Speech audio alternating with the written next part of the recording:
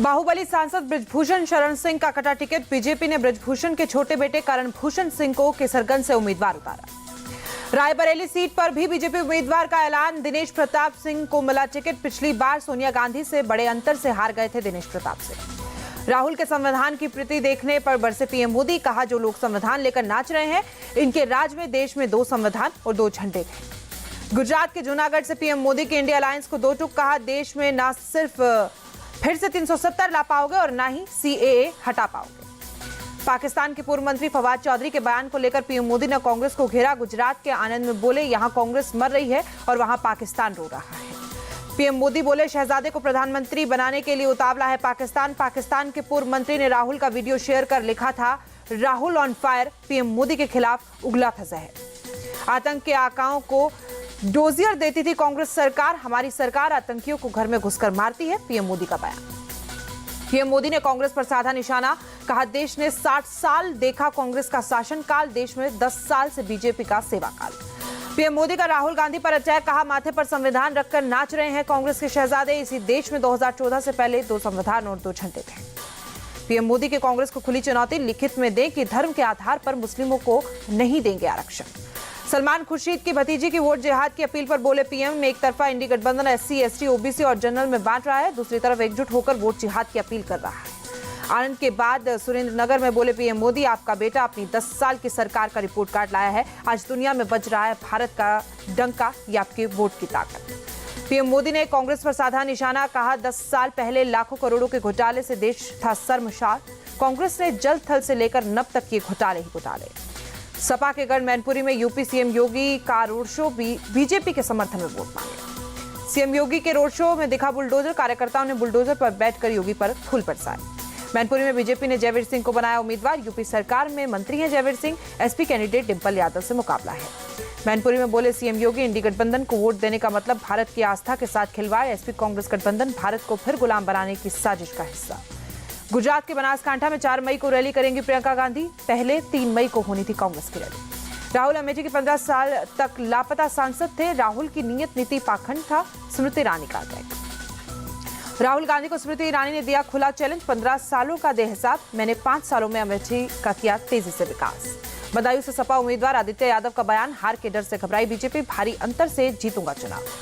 कल्याण Lok Sabha seat से नामांकन से पहले श्रीकांत शिंदे का रोड शो। सीएम शिंदे के बेटे श्रीकांत शिंदे हैं। शिवसेना यूबीटी के वैशाली रेलकर राणे से मुकाबला। बेटे श्रीकांत की नामांकन रैली में शामिल हुए सीएम शिंदे। बोले, तीसरी बार नरेंद्र मोदी बनेंगे पीएम, अब की बार 400 पार का नारा दोहराया।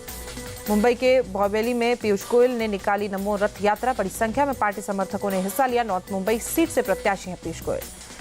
कोल्हापुर में शरद पवार ने उठाए सवाल। कहा, महाराष्ट्र में 5 चरणों में चुनाव की क्या जरूरत, पीएम मोदी के प्रचार के लिए सोची समझी रणनीति लग गई। संबलपुर में केंद्रीय मंत्री धर्मेंद्र प्रधान ने रोड शो किया। बड़ी संख्या में लोग जुटे। नामांकन से पहले शक्ति प्रदर्शन किया।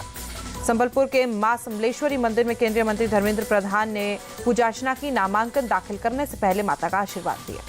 बिहार के सारण से बीजेपी कैंडिडेट राजीव प्रताप रूडी का कैंपेन। पैदल यात्रा में नाचते झूमते दिखे बीजेपी वर्कर। रूडी का आरजेडी की रोहिणी आचार्य से मुकाबला है। एलजेपी रामविलास के चीफ चिराग पासवान ने अपने घर पर की पूजा। हाजीपुर में नामांकन से पहले लिया भगवान का आशीर्वाद। नामांकन से पहले चिराग ने पिता रामविलास पासवान को श्रद्धांजलि दी। हाजीपुर सीट से चुनावी मैदान में चिराग पासवान।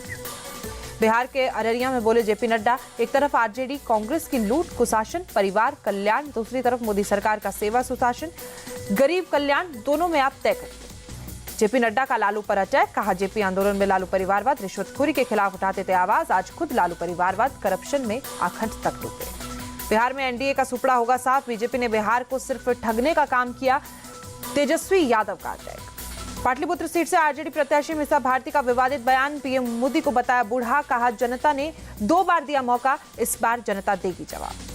हरियाणा के कुरुक्षेत्र सीट से बीजेपी कैंडिडेट नवीन जिंदल ने भरा पर्चा। सीएम नायब सैनी भी साथ रहे।